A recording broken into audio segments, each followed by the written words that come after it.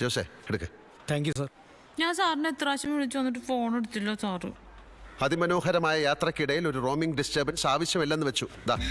എനിക്ക് രണ്ടെണ്ണം കൂടി തരത്തില്ല സാർ. ലില്ലിക്കുട്ടിക്ക് 2 കൂടി കൊടുക്കണം സാർ. എന്തിന്? സാറിന് വേണ്ടി 2 ദിവസം നെയ്മീൻ കറിയൊക്കെ കൊണ്ടുവന്നാ എന്റെ സാറേ. 1.5 കറിയായിരുന്നു. എന്നെ കൈപ്പുണ്യ അന്യായം. ഇയാൾ ഇത് എല്ലാവർക്കും കൊടുത്തേ. എന്നിട്ട് ഇവരോടെ അകത്തോട്ട് വരാൻ പറ. ചെല്ലാൻ കുഴപ്പമായി. കർത്താവിനെ കാണുമ്പോൾ ഭർത്താവിനെ മറക്കണ പരിപാടി കാണിക്കരുത് കേട്ടോ. ഒന്ന് തെളിപ്പിച്ച് പൊളിപ്പിച്ച് പറയലാന്ന് പറഞ്ഞിട്ട് അങ്ങനെ വിചാരിക്കാതിരിക്കാൻ വേറെ കാരണമൊന്നുമില്ലോ. നിങ്ങക്ക് എന്തിന്റെ കേടാ? നാണമുണ്ടോ അങ്ങേരെ പുറകെ വായും വിളിച്ചടക്കാൻ? എനിക്കിഷ്ടം കൂടി പഠിച്ചപ്പോ എന്ത് ഗ്ലാമർ അല്ലേ കാണാൻ. എന്ന് ചെല്ല് വയറിച്ച് മേടിച്ചിട്ട് വാ.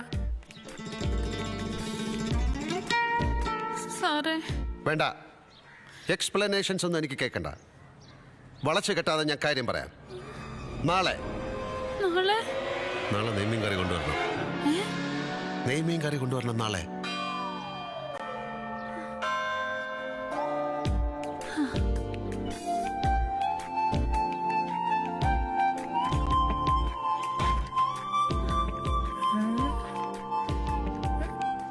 ഇതെങ്ങനെ സാറേ? ലില്ലിക്കുട്ടി പൂത്തുലഞ്ഞൊരു പോക്കായിരുന്നല്ലേ. ഇവിടെ എന്താ സംഭവിച്ചത്? സംഭവിച്ചു. എന്ത്? നാളെ നെയ്മീൻ കറി കൊണ്ടുവരാൻ പറഞ്ഞു. ഫീലിംഗ് പുച്ഛം. എന്നോടോ? അതെ. ലില്ലിക്കുട്ടിയുടെ മുമ്പിൽ വലിച്ചു കെട്ടിയ വില്ല് പോലെ ശ്വാസം മുട്ടി കിടന്ന ആളല്ലേ. ആരെയും കണ്ട കാണത്തില്ല, നോക്കത്തില്ല, മിണ്ടത്തില്ല. ഒറ്റ മീൻകറിയിൽ വില്ലൊടിഞ്ഞു. ഒടിഞ്ഞു എന്നുള്ളത് ശരിയാണ്. കാരണം കഴിഞ്ഞ ആഴ്ച വരെ ഞാൻ ചാഞ്ഞു നിൽക്കുന്ന ഒരു മരമായിരുന്നു.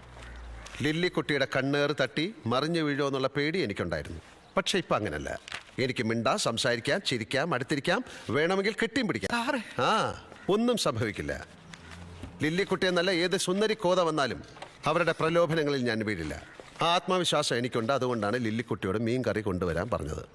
കാരണം ഫീലിംഗ്, പ്രണയം. ആരോട്? ആമിനെ. നസ്രാണി. ഡീറ്റെയിൽ കൊണ്ടുവന്നപ്പോ നല്ല പെയിൻ ഉണ്ടായിരുന്നു.